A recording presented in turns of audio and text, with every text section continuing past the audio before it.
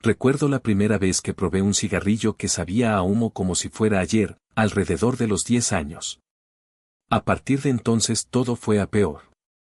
Las fiestas se multiplicaron, mi vida se salió de control y sentí que estaba cayendo cuesta abajo. Hasta que, un día, en la cima de una colina con unos 6 amigos, las cosas se pusieron aún más aterradoras. Estábamos bebiendo y de repente comencé a sentirme mal. Era como si las llamas me envolvieran por todos lados, quemando mi piel y asfixiando mis pulmones. Intenté gritar, pero el aire no salía. Escuché voces que llamaban mi nombre, pero cuando intenté responder, me di cuenta de que nadie podía tocarme. Fue entonces cuando entendí, había muerto. De repente, se formó una barrera invisible frente a mí, como un portal transparente. Del otro lado, mis amigos seguían ahí, pero ya no me veían. Me empujaron, como si fuera un obstáculo, hasta que desaparecí definitivamente. Fui arrastrado a un lugar oscuro, cayendo en un pozo sin fin. Cuando finalmente llegué al fondo, había un lago de fuego. Las llamas me envolvieron desde la cintura hasta el cuello. Fue un infierno. Y hoy nuestra invitada es Giselle, quien falleció a los 13 años y vivió esta aterradora experiencia. No querrás perderte esta historia. Giselle, gracias por estar aquí y por compartir tu viaje. Para mí ese momento cambió todo. Transformó mi esencia, mi forma de ver la vida, y estoy agradecido por eso. Vayamos directo al grano, queremos saber qué pasó. ¿Por dónde te gustaría empezar? Bueno, nací en un hogar cristiano, pero la paz nunca fue parte de mi hogar. Crecí con un sentimiento constante de rechazo, especialmente por parte de mi padre. Desde muy temprana edad, una presencia oscura comenzó a influir en mí. Cuando tenía 9 años, mis padres se separaron y las cosas solo empeoraron. Mi madre y mi padre querían seguir con sus propias vidas, y mi hermana, que era muy pequeña, y yo terminamos abandonados a nuestra suerte. A los 10 años ya me interesaba todo lo que pasaba en la calle. Empecé a salir de casa, a conocer gente que no debía y a involucrarme en situaciones peligrosas. Esto sucedió en Brasil, más precisamente en Curitiba, Paraná, en un barrio llamado Alto Boqueirão. Poco a poco me fui alejando de casa. Le mentí a mi madre diciéndole que iba a casa de un amigo, pero en realidad iba a fiestas. Ella nunca lo sospechó, o al menos fingió no verlo. Las cosas se complicaron aún más cuando un amigo empezó a sentir celos de mí. Cada vez que me acercaba a alguien que le gustaba, ella se asustaba, me alejaba y poco a poco desarrolló un odio profundo hacia mí. Mientras tanto, mis amigos empezaron a experimentar con drogas más duras. Vi gente inhalando cocaína, inyectándose sustancias e incluso usando solventes como diluyentes. Me lo ofrecieron, pero lo negué. No quería involucrarme en eso. Pero el alcohol y la marihuana ya eran parte de mi rutina.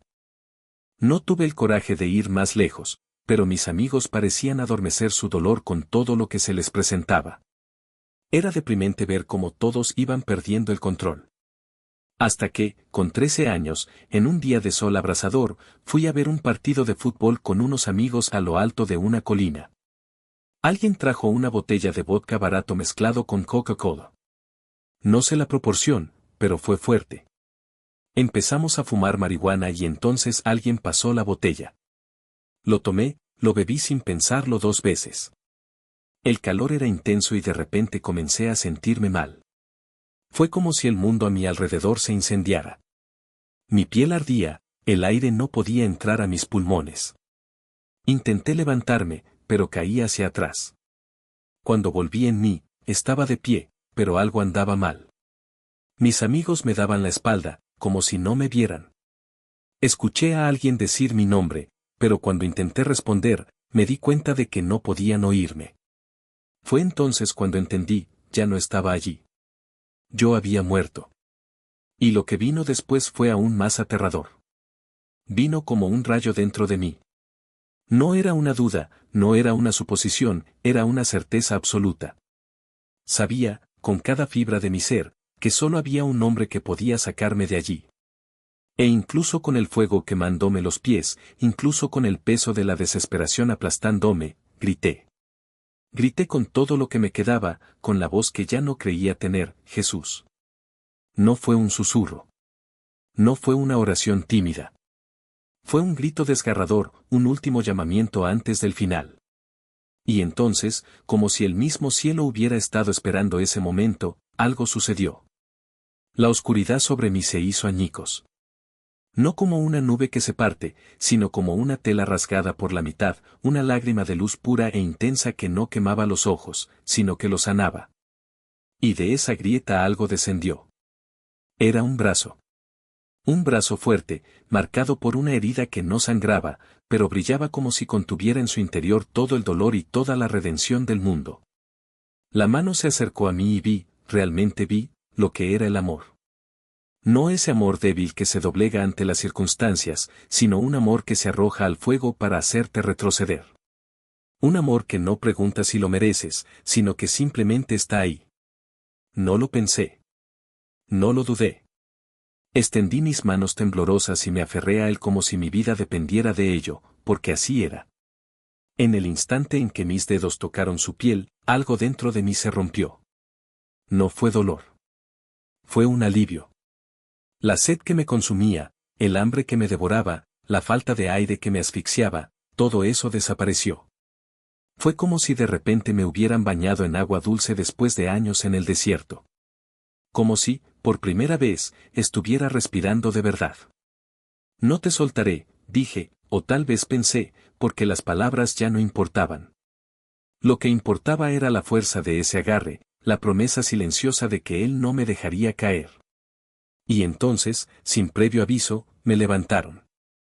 El lago de fuego quedó atrás, la multitud de gritos se convirtió en un eco lejano, y yo estaba siendo sacado de ese lugar. No como un fantasma, no como un alma perdida, sino como alguien que había sido rescatado. La luz a mi alrededor se volvió más intensa, más cálida, pero de una manera diferente. No fue el calor de la destrucción, sino el calor de un abrazo. Y entonces, de repente, estaba de vuelta. No en el infierno, no en el limbo, sino aquí. En el frío suelo, con mis amigos inclinados sobre mí, con el rostro pálido de miedo. Uno de ellos me sacudió los hombros gritando mi nombre. Otro lloraba, apretando mi mano como si pudiera traerme de vuelta solo con la fuerza de su esperanza. Giselle. Giselle, despierta. Abrí los ojos. El aire entró en mis pulmones como por primera vez. Y supe, en ese instante, que ya no era la misma persona que había cerrado los ojos antes. Porque ahora lo sabía. Sabía que el infierno era real. Sabía que el amor era más fuerte que la muerte. Y supe, sobre todo, que me habían salvado por una razón. Cuando me senté, todavía mareada y todavía temblando, una de mis amigas me abrazó con fuerza. Moriste, susurró, con la voz entrecortada. Estuviste muerta casi 1 hora. 1 hora. 60 minutos. Y en ese tiempo había visto lo que pocos se atreven a imaginar. Había sentido lo que ningún ser humano debería sentir. Y ella había sido salvada. Pero la pregunta que ardía dentro de mí no era ¿por qué yo? Fue ¿qué hago ahora? Porque si él me había dado una segunda oportunidad, no era para volver a la misma vida de antes. Se suponía que no debía seguir fingiendo que nada de eso importaba. Se suponía que debía decírselo. Para poder gritarle al mundo lo que había visto. Para que nadie más tenga que descubrir por las malas que el infierno existe, y también el cielo. Una tumba ya cavada esperándome. Y no fue una metáfora. Fue literal. El suelo estaba abierto, la tierra estaba revuelta, como si el destino mismo hubiera preparado el lugar donde quedaría mi cuerpo. Pero Dios no lo permitió. Porque Él tenía otros planes, no solo para mí, sino para mi madre, mis hermanas, para cada una de las que estábamos allí, escuchando a esa mujer extraña y a la vez tan familiar, como si ya la hubiésemos conocido en otra vida. Ella no era una extraña. Ella era una mensajera. Y sus palabras no fueron sugerencias, fueron profecías. Ya no te quedarás aquí, dijo, mirándonos a cada uno de nosotros a los ojos. El año que viene os habéis marchado. Un país lejano os espera, y allí sí comprenderéis lo que es vivir para él. Yo mismo firmaré los papeles. Yo mismo abriré las puertas. Y luego, como si supiera algo que solo nosotros podíamos entender, añadió, me revelaré a ti. No de la manera que esperas, sino de una manera que no podrás negar. En ese momento algo dentro de mí se rompió. No fue miedo. Fue un reconocimiento. Porque había visto lo suficiente para saber que cuando Dios habla, no pide permiso. Él actúa. Y si estaba diciendo que nos sacaría de allí, era porque ya había comenzado a mover las piezas mucho antes de que lo imagináramos. Mi madre lloró en silencio. Mis hermanas se miraron entre sí, incrédulas pero al mismo tiempo aliviadas, como si una antigua verdad finalmente hubiera encontrado las palabras adecuadas. ¿Y yo? Solo se me ocurre una cosa, Él no se da por vencido con nosotros. Incluso cuando nos damos por vencidos. Incluso cuando el mundo entero ya nos había dado por perdidos. Él todavía estaba allí, cavando tumbas para nuestros errores y llenándolas de misericordia. Esa mujer se quedó con nosotros durante horas. Habló de cosas que aún no habían sucedido, pero que, de alguna manera, ya sentíamos que eran reales. Habló del dolor que aún vendría, de las pruebas que tendríamos que afrontar, pero también de la victoria que ya estaba garantizada. Pasarás por valles, dijo, pero no caminarás solo. Yo estaré contigo. Y cuando llegues al otro lado, comprenderás que cada paso fue necesario. Cuando finalmente se levantó para irse, nadie intentó detenerla. Era como si supiéramos que su misión allí ya estaba cumplida. Sin embargo, antes de irse, se volvió hacia mí y puso su mano en mi hombro. Tienes una vocación, dijo. Y no es vivir escondido. Es gritar. Contar. Para que otros no tengan que pasar por lo que tú pasaste para creer. No sabía qué responder. Pero algo dentro de mí ya sabía que ella tenía razón. Porque, desde el momento en que regresé de ese lugar, sentí que mi vida ya no me pertenecía. Le pertenecía a él. Y la historia que llevaba también le pertenecía a él, una historia de fuego, de muerte, de redención. Y si había algo que había aprendido era que historias como esta no debían conservarse. Fueron hechos para ser contados. Para que, quién sabe, alguien más pueda encontrar esperanza en medio del caos. Alguien más podría mirar hacia el abismo y, en lugar de caer, optar por creer que hay algo más grande al otro lado. Pablo con el corazón apesadumbrado, pero con los ojos fijos en el horizonte que había prometido. Y cuando llegó a la embajada, el peso de esa fila interminable pareció aplastar hasta la fe más inquebrantable. Pero allí, entre documentos arrugados y miradas sospechosas, algo pasó. Algo que solo aquellos que han sentido el aliento de lo imposible en su propia piel pueden reconocer. El oficial la llamó. Un hombre de rostro impasible, acostumbrado a negar los sueños con un sello. Pero cuando miró los periódicos, algo cambió. Sus dedos vacilaron. Entrecerró los ojos, como si buscara una verdad escondida entre líneas. Y luego, sin previo aviso, levantó la vista y dijo, su entrevista ha sido cancelada. La visa está aprobada. A mi madre casi se le caen los documentos. ¿Qué quieres decir?, preguntó, con la voz temblorosa. El hombre se limitó a sonreír, una sonrisa que no pertenecía allí, en esa fría burocracia. A veces las cosas simplemente suceden, respondió, antes de sellar su pasaporte con un gesto firme. Y en ese instante lo supe. No fue una coincidencia. No fue suerte. Era su mano, moviendo piezas que nadie más podía ver. Porque cuando la esperanza parece un hilo a punto de romperse, él no deja que se rompa. Lo vuelve a tejer, más fuerte, más brillante, hasta que miras hacia atrás y comprendes, cada caída, cada cicatriz, cada noche cuando el miedo susurró que era el final, todo era parte de un diseño más grande. Y entonces llegó el avión. En el momento en que las ruedas dejaron el suelo y de repente ya no estaba atrapado en ese lugar de dolor. Estaba volando. Literalmente. Y cuando las nubes pasaron junto a la ventana, sentí que algo se rompía dentro de mí, no como un hueso, sino como una cadena. Porque allí, entre el cielo y la tierra, entendí que no era solo a mí a quien se llevaban. Fue toda mi historia. Y no terminaría en sangre, en piedra, en manos que quisieran borrarme. Terminaría en alas. Pero no creas que fue fácil. Nada que valga la pena lo es. Porque cuando cargas con un pasado como el mío, este no desaparece solo porque cruzaste un océano. Te sigue, como una sombra. Y en los primeros días en Estados Unidos, todavía me despertaba con el sabor a hierro en la boca, como si el miedo todavía estuviera ahí, acechando. Pero luego miraba mi reflejo en el espejo, los moretones que ya se habían desvanecido, las marcas que empezaban a convertirse en recuerdos, y me di cuenta, ya no era el mismo. Y tal vez, solo tal vez, eso es lo que él quería que yo entendiera. Esa redención no se trata de borrar lo que fue. Es transformar lo que era en algo que te hace levantarte, incluso cuando el mundo te dice que te quedes abajo. Y hoy, cuando miro hacia atrás, no veo solo una niña que sobrevivió. Veo una historia que se negó a morir. Una historia que, contra todo pronóstico, encontró la manera de volverse más grande que el odio, que el dolor, que el abismo mismo. Y si hay algo que he aprendido es que historias como esta no deben ocultarse. Están hechos para gritar.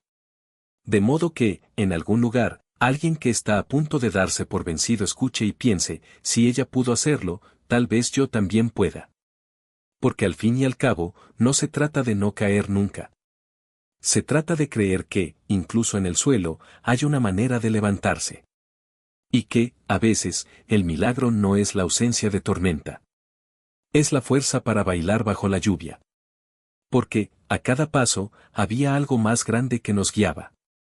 Y ese viaje no fue solo un cruce entre países, fue una prueba de que, cuando la fe se convierte en acción, incluso lo imposible se dobla. Imagínense, 3 corazones apretados en un avión, temerosos de lo que estaba por venir, pero con una certeza que ardía con más fuerza que cualquier duda. Mi madre, con manos temblorosas, sostenía los pasaportes como si fueran su último salvavidas. Y allí, entre asientos vacíos y zumbido de motores, algo pasó. Algo que no se podía explicar. Apareció un hombre, o mejor dicho, apareció. No como una figura cualquiera, sino como alguien que ve lo que nadie más ve. Quien se sienta al lado de los perdidos y susurra, sin palabras, no está solo. Cada uno de nosotros lo vio de manera diferente. Para mí, era un hombre de ojos profundos, gafas en la nariz, barba espesa, como si llevara siglos de historias en sus ojos. Para mi madre, era un joven de sonrisa serena, cabello claro y una postura que irradiaba paz.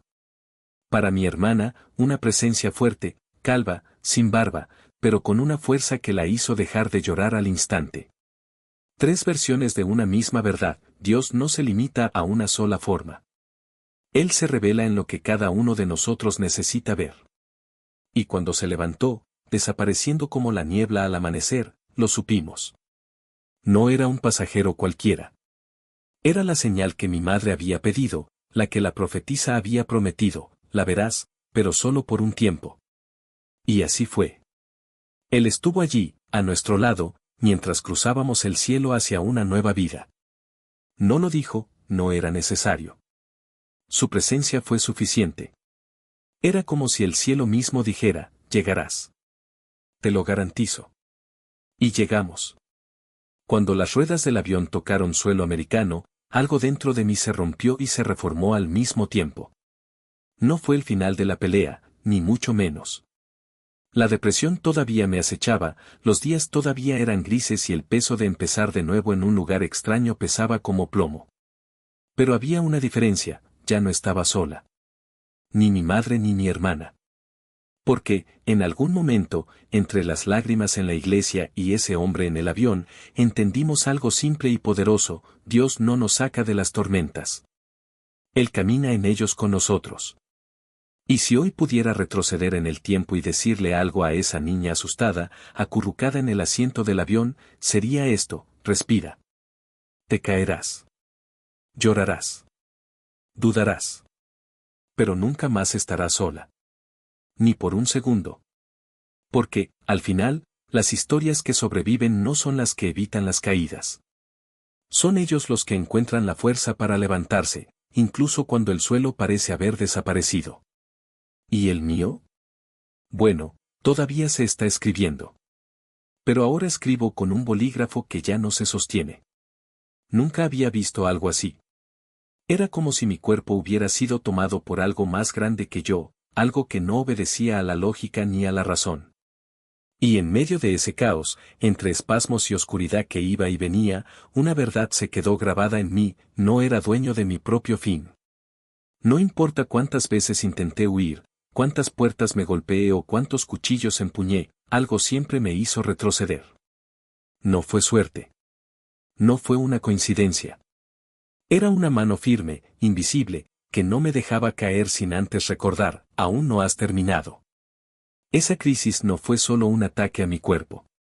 Fue un ataque a mi fe. Porque, en el fondo, todavía dudaba.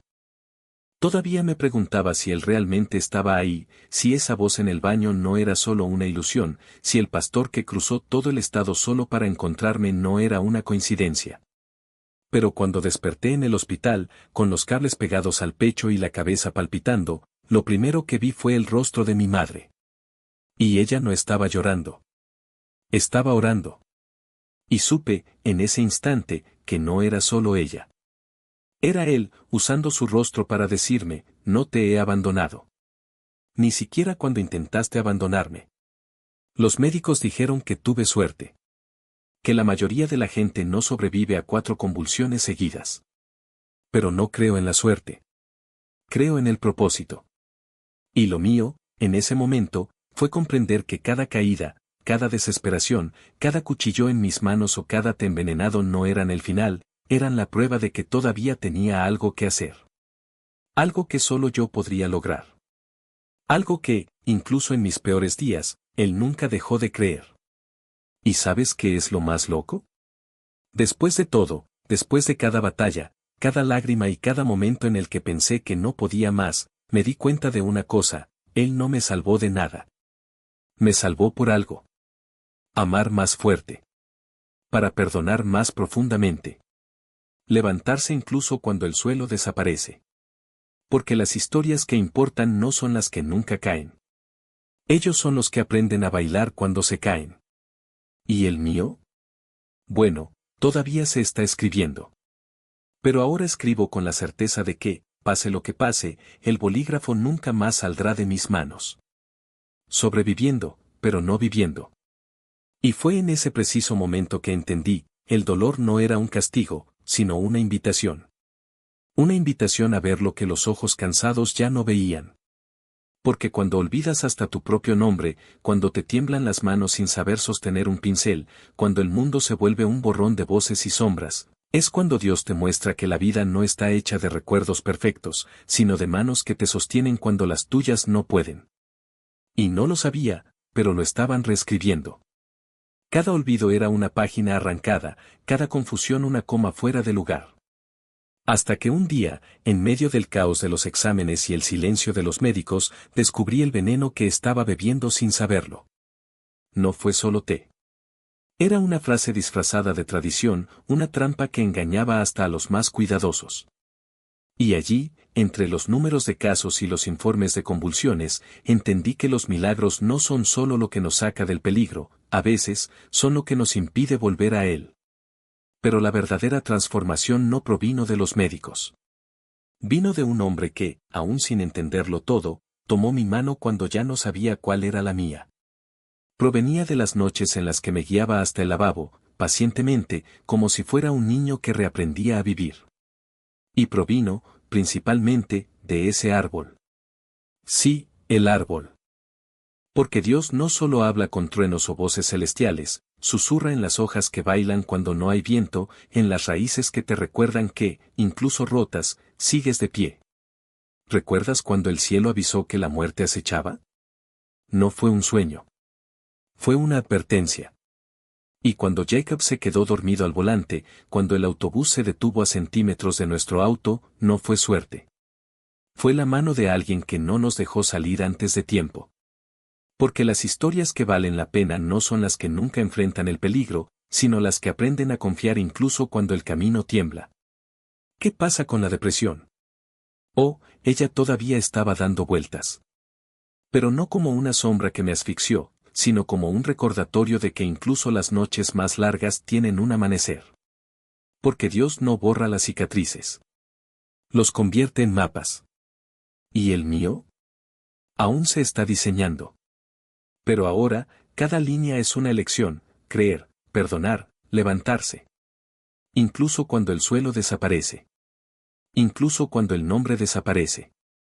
Incluso cuando lo único que queda es la certeza de que, al final, la pluma siempre ha estado y siempre estará en mis manos. ¿Y la debilidad? Llegó como una ola, arrastrándome hacia abajo, diciéndome que no era capaz de nada. Que los días se prolongaban sin oración, sin propósito, sin ese fuego que ardía en mi interior. Y sabía que era vulnerable. Porque cuando el alma se aleja, hasta el aire parece pesado. Y allí, de rodillas, clamé: Dios, si hoy no es el día en que me llevas, entonces dame algo. Algo que hacer por ti. Porque si tengo una misión, una razón, esta tristeza se irá. Cambia este vacío por un llamado. Por favor, no me dejes aquí, solo, sin saber a dónde ir. Y él no respondió con palabras. No en ese momento. Pero él respondió con un sueño. Estaba boca arriba, sin tener el valor de mirar hacia adelante. Y entonces sentí una mano en mi hombro. Una mano que no ardía, que no condenaba, simplemente se quedó allí, firme, como diciendo: no estás solo. Me volví lentamente y allí estaba él, vestido de blanco, con los ojos llenos de una ternura que no merecía.